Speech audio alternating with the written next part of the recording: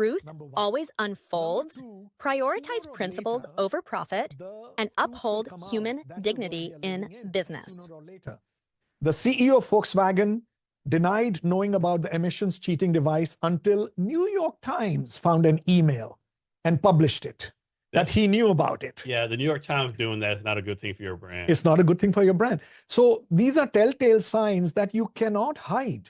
And today we don't think transparency is negotiable. We say that. We are living in a world of digital democracy, Then choose principle over profit, and profit will follow. Let's read this principle that way. If you put profit over principle, it sounds like a no-brainer, but we need to stress this. Look at these principles, then say, yes, profit will come. And sometimes if there is a problem, taking a hit is probably going to be the logical expectation. You cannot avoid taking a hit. The question is, how do you address taking that hit? The sixth is treat each life with dignity. We talk about this because many times corporations will do a very, clinical calculus. What is the cost? What is the benefit of a human life? And they say, okay, even if we have to give so much money to this human life which is hurt, we'll get out of it. Unfortunately, that's not how the world works today, unfortunately. And you cannot disrespect human life today. George Floyd's murder that happened in Minnesota, it became wildfire across the world within hours, right? And as much as the presumed perpetrators tried to, give a different story or spin it or whatever, the water had reached, It's on film. They had. That's exactly right. Somebody had recorded the whole episode. And so when we indignify life and we spin a story, that is not part of our playbook at all. Leadership sets the tone. This sounds like a no-brainer. It's not rocket science, but we were so amazed to find that we've covered 25 cases in this book.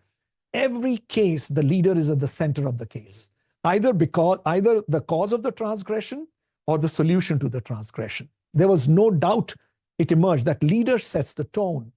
When the leader says, for instance, Muhlenberg in Boeing said that it was the airline at fault. It was the pilot who did not follow protocol. When it is published in the media, what is the Boeing employee thinking?